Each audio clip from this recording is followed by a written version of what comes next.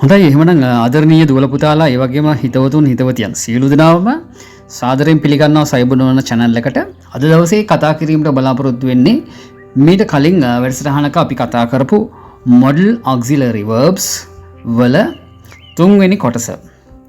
right. ඉතින් අද කතා කරන්න සූදානම් වෙනවා must be, could be, might be, may be, can't be, couldn't be කියන auxiliary verbs ගැන. හොඳයි මේ වෙනකොටත් ඔබ අපගේ channel එක subscribe කරලා නැතිනම් ඔබට අවස්ථාවක් තියෙනවා පාඩමක් පටන් ගන්න කලින් ඒ කටයුත්ත කරලා නිමා කරන්න. ඒ වගේම මම කියනවා ඔබට යම්කිසි ප්‍රශ්නයක් තියෙනවා නම් පාඩම සම්බන්ධව ඔබට පුළුවන් comment section එකේ comment එකක් දාන්න. මම අනිවාර්යයෙන්ම ඔයගලන්ට ඒකට පිළිතුරු සපයනවා. හොඳයි එහෙනම් කාල වේලාව ගන්නේ නැතුව අපි වැඩසටහන පටන් ගමු. දරුවනේ මම මේ කියපු must be, could be, might be, may be, can't be, couldn't be කියන මේ auxiliary verbs ගැන අපි උදාහරණ දෙන්න අපි ගමු පුංචි situation එකක්. දැන් හිතන්න situation එකක් කියන්නේ දැන් එක්තරා අවස්ථාවක් ඔබ සහ ඔබගේ මිතුරා shopping mall එකක එහෙම නැත්නම් supermarket එකක මොනවා හරි බඩුවක් මුට්ටුවක් මිලදී ගන්න ගිහිල්ලා ඉන්න අවස්ථාවක ඔබ දකිනවා ඔබගේ මිත්‍රයෙක්ව අතීතයේ ඔබ ඇසුරු කරපු මිත්‍රයෙක්ව දකිනවා ටිකක් ඈතින් දකින්නේ. ඉතින් මේ මිතුරාව දැකලා ඔබ ඔබේ මිතුරාට කියනවා see it's John බලන්න අර John it's John it must be John අනිවාර්යයෙන්ම ඔහු ජෝන් තමයි. ඔබ මේ අවස්ථාවේදී it must be John කියලා කිව්වොත් දරුවනේ ඒ කියන්නේ ඔබට හොඳ ෂුවර් එකක් තියෙනවා. ඔබට හොඳ විශ්වාසයක් තියෙනවා. ඔබ ජෝන්ව කලින් ඇසුරු කරලා තියෙන කෙනෙක්. ඒකින්ද ඔබ කියනවා ෂුවර් එකටම විශ්වාසයෙන් ඔබ කියනවා it must be John. ඒ අනිවාර්යයෙන්ම ජෝන්ම තමයි. අයි වෙන කවුරුත් නෙමෙයි. it must be John. එහෙම නැත්නම් ඔබට කියන්න පුළුවන් I am sure that it must be John. මට හොඳටම ෂුවර් එකක් තියෙනවා. මට ෂුවර් එකක් තියෙනවා. මට විශ්වාසයක් තියෙනවා. මට විශ්වාසයි ඒ අනිවාර්යයෙන්ම ජෝන්ම තමයි. එහෙම නැතුව ඔබට කියන්න පුළුවන් මේ වාක්‍ය මෙන්න මේ විදිහට. It could be John. John වෙන්න පුළුවන්. ඒ John වෙන්න පුළුවන්. It could be John. එහෙම නැත්නම් ඔබට කියන්න පුළුවන් It might be John. It might be John. එහෙම නැත්නම් තවත් වචනයක් තවත් auxiliary verb එකක් තියෙනවා may කියලා. ඒක දාලා අපිට කියන්න පුළුවන් it may be John. it may be John. ඒ කියන්නේ දරුවනේ හැකියාවක් තියෙනවා ඒ John වෙන්න පුළුවන්. හැබැයි sure එකක් නැහැ. විශ්වාසයක් නැහැ ඒ John වෙන්න පුළුවන්. it could be John. එහෙම නැත්නම් ඔබට කියන්න පුළුවන් it might be John. එහෙම නැත්නම් තව එකක් තියෙනවා අපිට කියන්න පුළුවන් it may be John. A John වෙන්න පුළුවන්. ෂුවර් නෑ ටිකක් ඈතින් පේන්නේ. එහෙම නැත්නම් ළඟින් පෙවුනත් ජෝන් වෙන්න පුළුවන්. හැබැයි ෂුවර් නෑ. ෂුවර් නැති වෙලාවට අපිට විශ්වාසයක් නැති වෙලාවට කවුරු හරි අපි දැක්කම එකපාරට අඳුර ගන්න බෑ.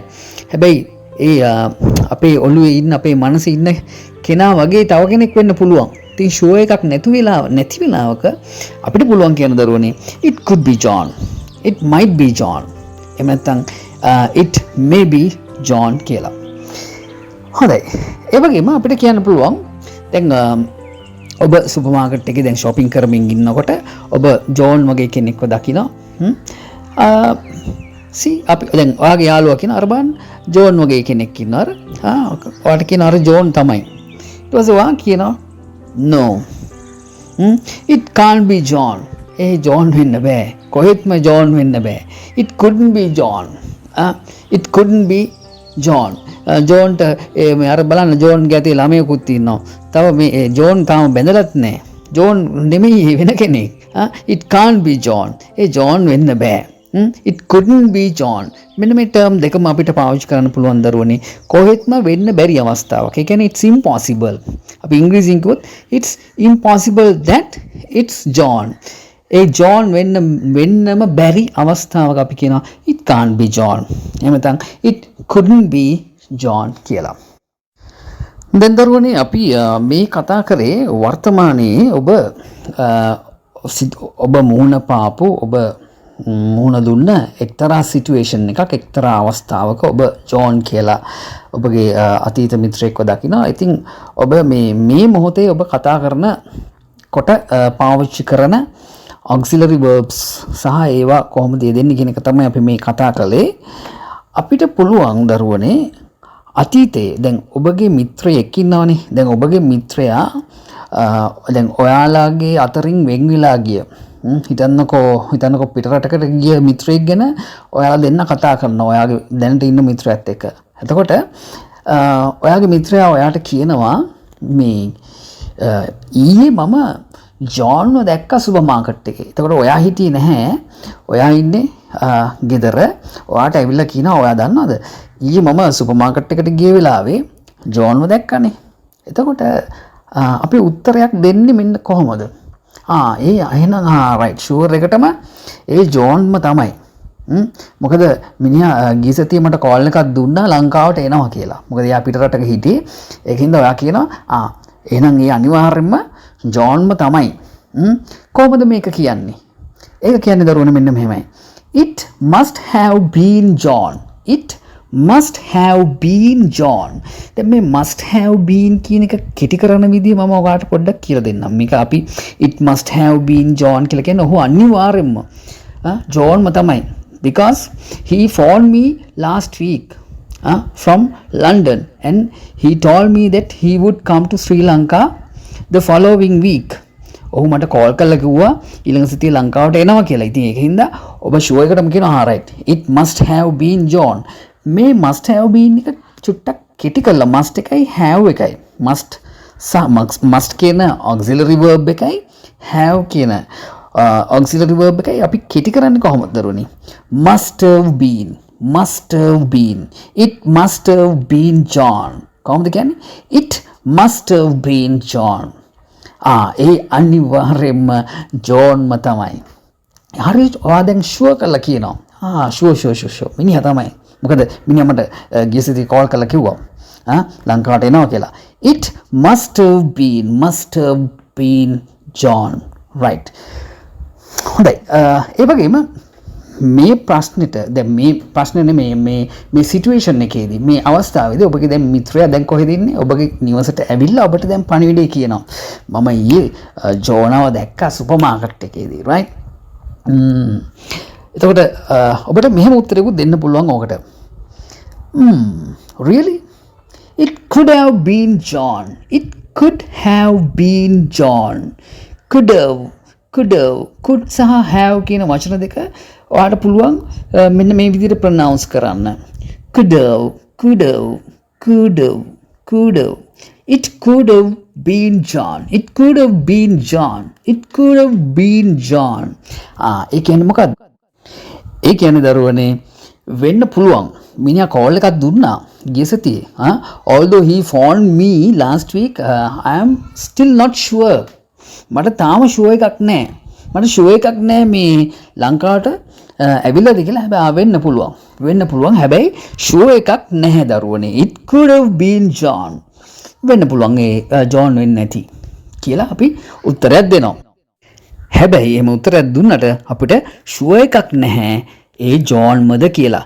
ඒ වගේම මේ වගේ ෂුවර් එකක් නැතුව, ඒ කියන්නේ විශ්වාසයක් නැතුව අපි තවත් විදිහකින් කියන්න පුළුවන්. It might have been John. දැන් මෙන්න මේ might එක සහ have කියන වචන දෙක කෙටි කරලා කියන්න පුළුවන් ක්‍රමයක් තියෙනවා. ඒක තමයි might have. It might have been John. It might have been John. It might have been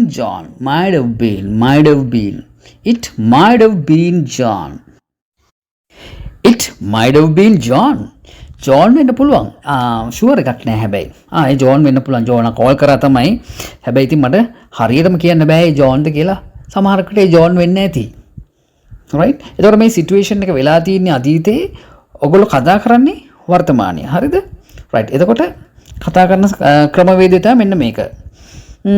දැන් උන might have been අපි එහෙම කිව්වා. ඊට පස්සේ තව may have been කියලා කියන්න පුළුවන් දරුනේ. It may have been John. John වෙන්න පුළුවන්. ෂුවර් එකක් නෑ හැබැයි මෙතන it's possible but not sure right ඒ වගේම මේ සිටුේෂන් එක අපිට තවත් විදියකට ගන්න පුළුවන් දරුවනේ ඒ කියන්නේ දැන් ඔබට කියන්න ඕනේ එයා ජෝන් වෙන්නම බෑ කොහෙත්ම ඒනම් ජෝන් වෙන්නම බෑ මොකද තාම ජෝන් ලංකාවට ඇවිල්ලා නෑ it's impossible that it was John A John වෙන්න නම් බෑ මොකද මේ ජෝන් තාම ලංකාවට ඇවිල්ලා නෑ ඒක කොහොමද කියන්නේ it can't have been John it can't have been John එහෙම නැත්නම් කියන්න පුළුවන් it couldn't have been John කියුම් දරුවනේ it couldn't have been John මේ couldn't එකයි have එකයි දෙකම එකතු කරලා වාට කියන්න ඕන නම් මේක කියන්නේ මෙහෙමයි couldn't know couldn't know it couldn't have been John couldn't සහ have එකතු කරන්න මෙන්න මෙහෙමයි couldn't know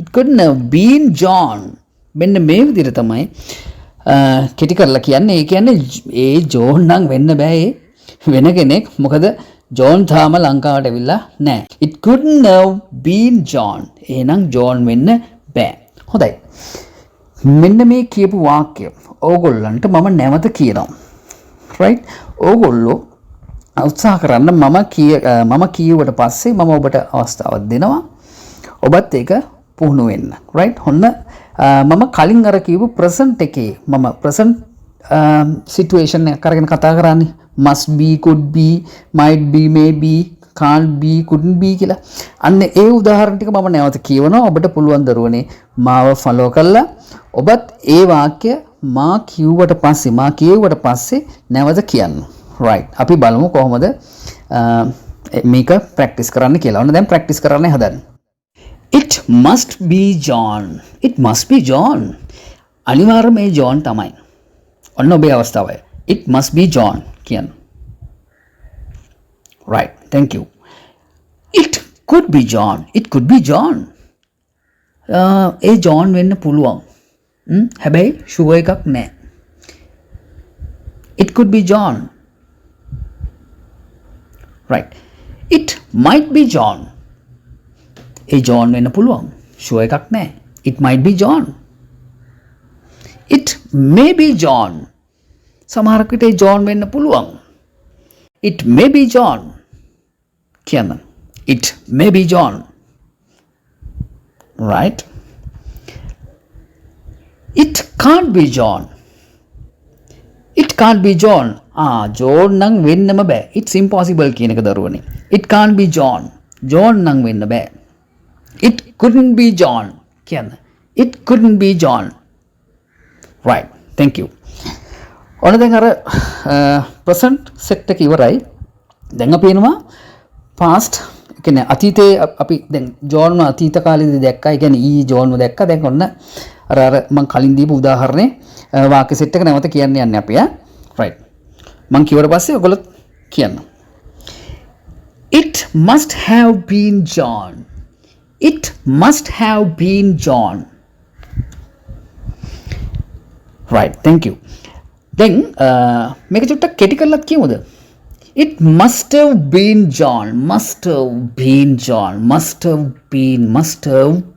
John කියමු right it could have been John ඒ කියන්නේ it's possible වෙන්න පුළුවන් හැබැයි ෂුවර් එකක් නැහැ විශ්වාසයක් නැහැ ඒ ජෝන්මද කියලා වෙන්න පුළුවන් ජෝන් වෙන්න පුළුවන් ඒ ජෝන් වෙන්න පුළුවන් කොහොමද කියන්නේ it could have been John දැන් මේක ඔබට කෙටි කරලා කියන්න අවශ්‍ය නම් මෙහෙම කියන්න පුළුවන් it could have been John කියමු දරුවනේ it could have been John right good thank you next one it might have been John ඒ කියන්නේ possible it's possible වෙන්න පුළුවන් ඒ ජෝන් වෙන්න පුළුවන් හැබැයි මට ෂුවර් එකක් නැහැ. It might have been John. දැන් මේකත් කෙටි කරලා කියන්න ඔයාලා කැමති නම් might සහ have කියන වචන දෙක කෙටි කරන්න මෙන්න මෙහෙමයි. Might have. It might have been John. It might have been John. John වෙන්න පුළුවන්. ඒ John වෙන්න පුළුවන්. හැබැයි ෂුවර් එකක් නැහැ. Right. It may have been John. It may have been John. ඒ කියන්නේ දරුවනේ it's possible but not sure. වෙන්න පුළුවන් හැබැයි sure එකක් නැහැ ඒ John මද කියලා. Right. ඊළඟ එක. It can't have been John. අපි can't එක පාවිච්චි කරොත් it can't have been John කියලා කිව්වොත් ඒ කියන්නේ වෙන්නම බෑ. It's impossible. කොහෙත්ම වෙන්න බෑ ඒ ජෝන් නම් වෙන්නම බෑ කියලා කියන්නේ කොහොමද? It can't have been John. කියමු. ඔන්න ඔබේ අවස්ථාව ඔබට කියන්න පුළුවන්. It can't have been John. Right. ඒ වගේම අපිට කියන්න පුළුවන් it couldn't have been John. It couldn't have been John. මේ දෙකේම තේරුම එකයි දරුවනේ. It couldn't have been John. ඒ කියන්නේ it's impossible. කොහෙත්ම John නම් වෙන්න බෑ කියලා කියන්නේ මෙන්න මෙහෙමයි. It couldn't have been John. Right. දැන් ඔබට පුළුවන් මේකත් කෙටි කරන්න couldn't කියන වචනේ සහ have කියන වචනේ අරගෙන මේක එකතු කරගන්න පුළුවන් මෙන්න මේ විදිහට couldn't know been John. It couldn't have been John. It couldn't have been John. Right. හොඳයි. ඔන්න එහෙනම් අද දවසේ වැඩසටහන මෙතනින් නිමා කරන්න සූදානම් වෙනවා. ඉතින් නැවතත් ඔබගෙන් ඉල්ලනවා සයිබර්නෝන channel එකට ඔබ මේ වෙනකොටත් subscribe කරලා නැත්නම් subscribe කරන්න. මොකද ඉදිරියේදී ඉතාමත්ම ඉංග්‍රීසි භාෂාවට අදාළ ඉතාමත්ම වටින පාඩම් මාලාවක් අපි පුහුණු වෙන්න හිතාගෙන ඉන්නවා. ඉතින් ආරාධනා කරනවා සයිබර්නෝන channel එකට ඔබත් අදම සම්බන්ධ වෙන්න කියලා. බොහොමත්ම ස්තුතිවන්ත වෙනවා මේ වෙනකොටත් අපිව subscribe කරලා සහයෝගය ලබා දීපු සියලු දෙනාටම මම ඉතාමත්ම ස්තුතිවන්ත වෙනවා. ඒ වගේම වැඩසටහන නිමා කරන්න මත්තෙන් සියලු දෙනාටම ප්‍රාර්ථනා කරනවා ජයග්‍රාහී හෙට දවසක්.